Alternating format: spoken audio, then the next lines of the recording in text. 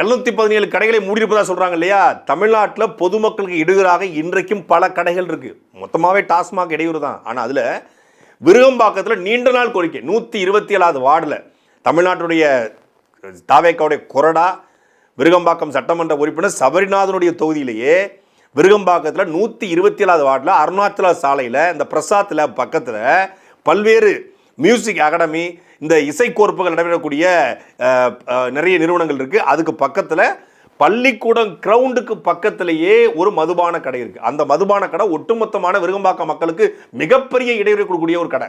அந்த கடையை மூட வலியுறுத்தி பல கோரிக்கைகளை பல பேர் வச்சுருக்காங்க. அந்த கடை இப்போ திறந்திருக்கு.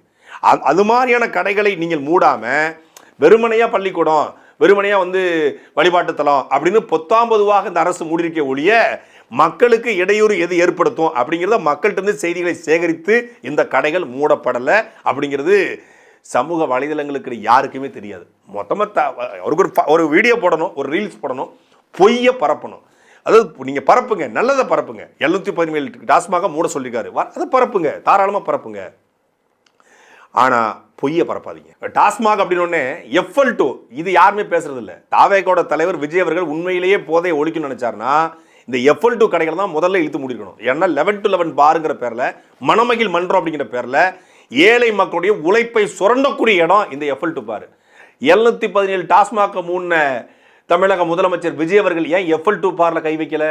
ஏன்னா FL2 பார்ல வருமானம் கொளிக்குது. இப்பவே தாவேக்காவை சார்ந்த பல மாவட்ட பொறுப்பாளர்கள் எங்களுக்கு FL2 லைசன்ஸ் கிடைக்குமா அப்படின்னு பேச ஆரம்பிச்சிருக்காங்களா. டாஸ்மாக்ல இந்த பார்களை ஏலம் எடுக்கிறத காண்டிட்டு இது வரைக்கும் திமுக எடுத்திருந்தாங்க, அதுக்கு முன்னாடி அதிமுக எடுத்தாங்க. இப்போ நாங்கள் தான் எடுப்போம், எனக்கு பார்த்து கவனிச்சுக்கோ, நான் உனக்கு டாஸ்மாக் பார் ஏலம் எடுத்தாரேன் அப்படின்னு பல பகுதியில் பேசிட்டு இருக்காங்க. அவங்க ஏலம் எடுக்கட்டும். அதுக்கப்புறம் எந்தெந்த ஊரில் தாவேக்கா மாவட்ட செயலாளர், மாவட்ட பொறுப்பாளர்லாம் டாஸ்மாக் பாரை ஏலம் எடுத்துருக்கான்னு ஒரு பட்டியலே தனியாக தயாரிச்சுக்கிட்டு இருக்கேன், லிஸ்ட் சேகரிச்சுக்கிட்டு இருக்கேன். இப்படி FL2 பாரை இழுத்து முடியிருந்தா சூப்பர் ப்ரோ, வேற லெவல் ப்ரோ, பிளாஸ்ட் ப்ரோ அப்படின்னு வாழ்த்தலாம்.